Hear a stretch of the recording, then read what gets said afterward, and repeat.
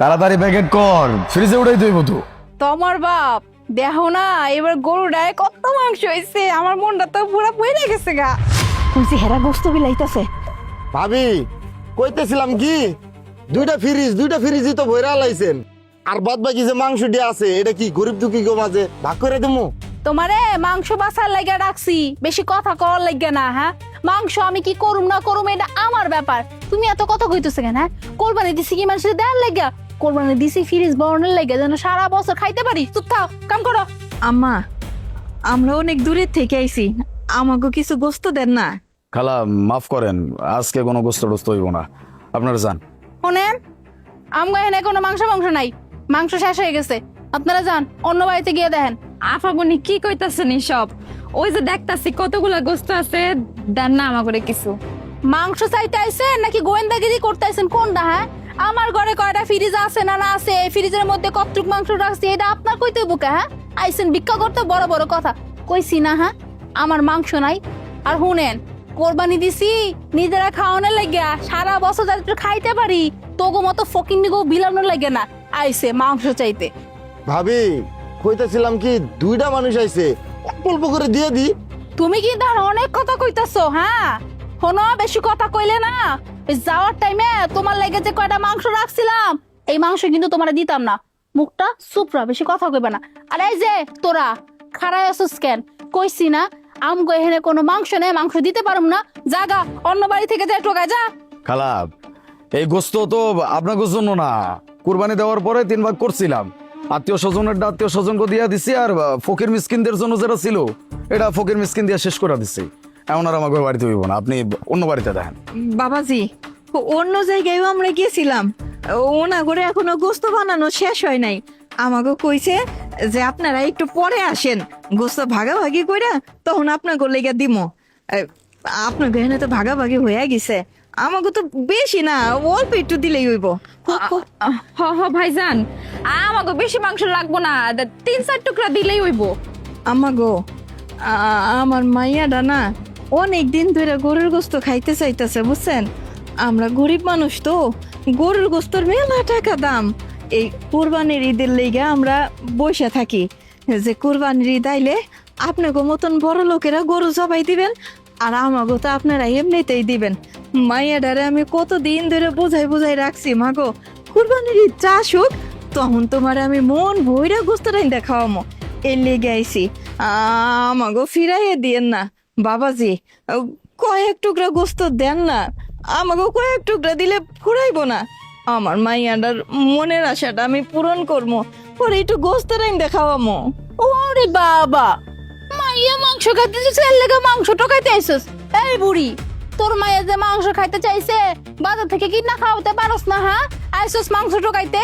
কইলাম না আমগো এখানে কোনো মাংস নাই, মাংস দিতে পারুম না। আরে কেন বুঝতাছস না? হ্যাঁ, কোরবানি দিছি আমগো লাগিয়া, তোগো মতো ফকিন্নি গো লাগে না। ওরে বাবা রে বাবা, আইছে মাংস রাওনের লাগিয়া। এই তোমার বাপ, তুমি খাড়ায় আছো কেন? কিছু কও না কিসের জন্য? হ্যাঁ, দেখো না কত ডিস্টার্ব করতেছে।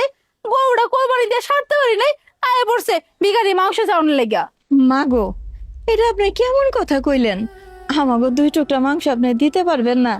শুনেন, আল্লাহ তাআলা এই দিনটা খালি বড় লোকের লেগে না, আমগো মতন গরিব মানুষের লেগেও এই দিনটা আল্লাহ দিছে। শুনেন, আপনার টাকা আছে, পয়সা আছে, আপনারা বড় বড় গরু কুরবানি করেন, আপনারা নিজেরাও খাইবেন, আমাকেও একটু দিবেন। আমরা তো আপনার করে আশায় বইসা থাকি যে আপনারা যা দিবেন সেইগুলা নিয়ে আমরা পোলাপানরে রাইন্দা খাওয়ামো। কিন্তু আম্মা, আপনি না কইলেন আপনার ঘরে 2টা ফ্রিজ বইরা আপনি মাংস রাখছেন, তো এখানে কতখানি গোস্ত পড়ে রয়েছে, এখান থেকে যদি একটু গোস্ত আমাকে দেন তাইলে কি ফুরাই যাইব? শুনেন, হাদিসে আছে খালি ওই যে ফ্রিজ বইরা বইরা থুইলেই হইব না, আমাকে মতন গরিব মানুষরেও 2-1 টুকরা দেওয়ান লাগবো। আপনারা শিক্ষিত মানুষ, আপনারা তো সবই জানেন, যাই না শুনেও কেন আমাকে পেটে লাথি দিবার চান কোন তো? বুঝবার পারছি, বুঝছো? এই দুইটারে না মুখের ভাষা দিয়ে হিন্দে তাড়ানো যাইবো না, এই হাতটারে কামে লাগাই তৈব। এত কইরা কইতাছি যে আমার এখানে মাংস নাই, মাংস দিতে পারুম না, তবুও fan fan fan fan fan fan করতেই আছে। কথা কি কানে যায় না? কইছি না এই মাংস আমগো কোরবানি দিছি আমগো লাগা। আমার মাইয়াডা মাংস অনেক পছন্দ করে, সারা বছর যেন মাংস খাইতে পারে। আমার জামাই মাংস পছন্দ করে, সারা বছর যেন মাংস খাইতে পারে। এর লেগে তো কোরবানি দিছি। কোরবানি কি দিছি মানুষের মাংস বিলানো লাগা? বুঝতে পারছি তোরা এমনি এমনি শুনবি না। তোগো কেমনে আমার এই উঠান থেকে বাইর করতে, এটা আমারও খুব ভালো করে জানা আছে। বাইরে আমার উঠান থেকে। বৌমা, বৌমা, এইটা তুমি কি কাজ করলা? আজকে কুরবানির ঈদ, আর এই ঈদের দিনে এই দুজনকে তুমি এইভাবে ধাক্কা দিয়ে ফেলে দিলে। আব্বা, এটা কেমন কথা কইলেন? হ্যাঁ, আপনি জানেন এই দুই ফকির নিয়ে কি যন্ত্রণা করতেছে? হ্যাঁ, এইখানে গরু কাটটা মাংস বাঁচতাছি, এই দুই ফকির নিয়ে মাংস লেগে পাগল হয়ে গেছে। এত করে কইতাছি যে আমার মাংস না, এই মাংস দিতে পারুম না, এ কথা শুনতেই আছে না, তো কি করুম? এই লেগে তো ধাক্কা মাইরা দুই মায়ের বেটিরে বাইর করে দিছি। কি কইলা বৌমা? আমরা কুরবানি দিছি ফ্রিজে ভরে রাখার জন্য, আত্মীয় স্বজনরে নিয়ে মোজ করে আমরা সবাই মিলে খামু, এই জন্য কি কুরবানি দিছি? তো কুরবানি দিছি কি মানুষের মাংস বিলানো লাগে? এটা কেমন কথা কইতেছেন আব্বা? হ্যাঁ, এত টাকা দিয়ে একটা গরু কিনলাম, 3 লাখ টাকা দিয়ে একটা গরু কিনলাম, সেই মাংস যদি মানুষের দিয়ে দিই তাহলে কেমন হইব? আর আপনি কি জানেন না? হ্যাঁ, আপনার এই নাতনি গরু মাংস ছাড়া ভাতই খাইতে পারে না। এই লেগে তো 2টা ফ্রিজ ভরছি, আর একখান ফ্রিজ কিনে আনবো যাতে সারা বছর আপনার নাতনি গরু মাংস দিয়ে ভাত খাইতে পারে। আপনার পোলাও তো গরু মাংসের জন্য পাগল হয়ে যায়। এই লেগে তো কোরবানি দিছি কি সব গরিব ফকির মিসকিনদের এর লেগে বিলানো লেগা। আব্বা তুমি বুঝবা না, অনেকক্ষণ থেকে ঝামেলা করতেছে। তুমি এক কাম করো, ভিতরে যাও, গিয়া কাপড় চোপড় ছাড়ো যাও। চুপ কর তুই। আর বৌমা, কুরবানি সম্বন্ধে তুমি কি জানো? হ্যাঁ, ও কুরবানি সম্বন্ধে তুমি এইটাই জানো যে নিজেরা পশু জব করে নিজেরাই খামু, আত্মীয় স্বজনরে নিয়ে আনন্দ করে খামু, গরিব দুঃখীরে দিমু না, হ্যাঁ নিজেরাই খামু। না বৌমা, না, কুরবানি মানে এইটা না যে গরিব দুঃখীরে না দিয়ে নিজেরাই ফ্রিজে বইরা সারা বছর বইরা খামু। বৌমা, কুরবানি মানে একটা পশু জবাই করা না, কুরবানি মানে হইতেছে আত্মত্যাগ, ভালোবাসা, এটাই হচ্ছে কুরবানি। আর কুরবানি মানে হলো আল্লাহকে খুশি রাখা। হযরত ইব্রাহিম আলাইহিস সালামের উপর যখন আল্লাহর আদেশ হলো কুরবানি দেওয়ার জন্য, তখন তিনি তার প্রিয় সন্তানকেও কুরবানি দেওয়ার জন্য প্রস্তুত ছিলেন। আর আমরা মানুষ, আমরা কি করতেছি?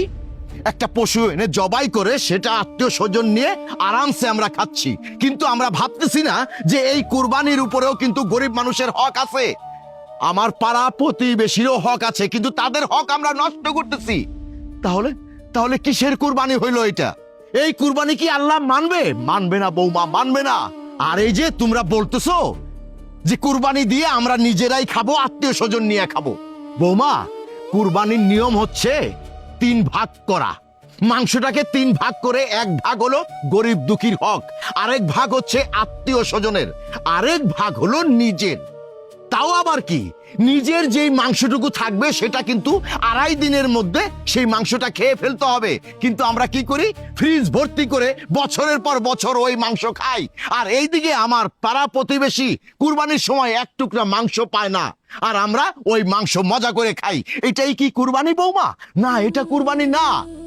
আর এই যে তুই তো বউর সাথে সাথে তালে তাল মিলাইতেছস। আমি কি তোরে এই শিক্ষা দিছিলাম? হ্যাঁ, ছোটবেলা থেকে আমি তোরে এই শিক্ষা দিছি? তুইও তো তোর বউর তালে বলতেছিস বাবা চুপ করো, যা আমার হয়ে গেছে, এগুলো তো আমরাই খামু। না বাবা, না, কুরবানি মানে কি এগুলো শুনেছিস তো? এইভাবেই কিন্তু কুরবানি দিতে হয়। আরে বাবা, আমরা এখন বর্তমানে কুরবানি দেই লোক দেখানো কুরবানি। কুরবানি শুধু এইটাই না যে বড় গরু আনলাম, দামি গরু আনলাম, সমাজকে দেখাইলাম আমার যে অর্থ আছে সেইটা আমি সবার কাছে প্রমাণ করলাম। হ্যাঁ, না বাবা, না, কুরবানি হচ্ছে আত্মত্যাগ, নিজেকে ত্যাগ করতে হবে। প্রতি বছর আল্লাহর হুকুমে আমরা ত্যাগ স্বীকার করি, এর নামই হচ্ছে কুরবানি। তাতে আল্লাহও খুশি হয়। আর এই যেই মানুষগুলোকে তোরা ধাক্কা দিয়ে ফেলে দিলি, এই মানুষরা কিন্তু 6 মাসেও একবার গরুর মাংস খেতে পারে না। বছরে একবার একটা কুরবানি আসে, একটা ঈদুল আজহা ঈদ আসে, ওরা অপেক্ষায় থাকে কবে ঈদুল আজহা, কুরবানি ঈদ হবে। 2 টুকরো মাংস নিয়ে তারা খায়, আল্লাহর কাছে দোয়া করে। আর সেই দোয়ার সওয়াব কিন্তু তুই পাবি, বৌমা পাবে, আমি পাবো, যেহেতু আমরা কুরবানি দিয়েছি। আর তোরা কি করতেছিস? আমরা কুরবানি দিয়েছি ফ্রিজ ভরে আত্মীয় স্বজন নিয়ে খাবো, এই কি কুরবানি? আব্বা, আমি মেলা ভুল করে ফেলাইছি আব্বা, আমি তো বুঝতে পারি নাই। আমি কত বড়টা পাপ করতে এসেছিলাম। আপনি যদি আজকে আমার এমনি করে না বুঝাইতেন, আমি তো অনেক বড় একটা পাপ করে হেলাইতাম। আমি তো ভাবছি যে কোরবানি দিছি নিজেরা খাওয়ানোর লাগিয়া, কিন্তু আসল কোরবানির মাহাত্ম যে এডি তো আমি জানতাম না, বুঝতেও পারিনি। এর লেগে তো আমি এগুলাকে কতটা দুর্ব্যবহার করছি, আবার 2টা ফ্রিজ বইরা রাখছি। আব্বা আব্বা আমারে মাফ করে দেন আব্বা, আমি অনেক বড় ভুল করে ফেলাইছি। আর এই যে আপনাকে কাছে আমি মাফ চাইতেছি, আপনাকে আমি মনে অনেক কষ্ট দিছি। আমারে যদি পারেন আপনারা মাফ করে দেন। আপন তুমি খারাইছো কি লেগা? যাও মাংস প্যাকেট করো, আর শোনো মাংস অনেক বেশি করে দিবা, যাতে করে এরা পেট ভরে খাইতে পারে। যাও তো প্যাকেট করো। আব্বা তুমি আমারও মাফ করে দাও। এই ওর কথা শুনতে শুনতে পুরো মাথাটা আমার গেছে। আমি তো সবকিছু জানি। বাদ দাও, তুমি এইবারের মতো আমার মাফ করে দাও। আর খালা, আপনার কাছে আমি হাত জোর করে ক্ষমা চাইতেছি। আমরা তো ছোট মানুষ, কোন ভুল হয়ে গেছে, এবারের মতো মাফ করে দেন। বৌমা, আরেকটা কথা মনে রেখো, কুরবানির মাংস দেওয়ার মধ্যেও কিন্তু নিয়ম আছে। তুমি 2 টুকরা দিয়ে দিলে, কিন্তু ওই 2 টুকরা নিয়ে একটা ফ্যামিলিতে কয়জন খাবে খেতে পারবে না। এমন ভাবে দাও যেন একটা ফ্যামিলি সবাই 1 টুকরো করেও যেন খেতে পারে। অতএব আমাদের সবার উচিত সেই দিকে লক্ষ্য রাখা। যাক, তোমার ভুল তুমি বুঝতে পেরেছো, এতে আমি খুশি হয়েছি। এখন ইনাদের 2জনকে অমন ভাবে দাও যেন তারা সবাই মিলে খেতে পারে।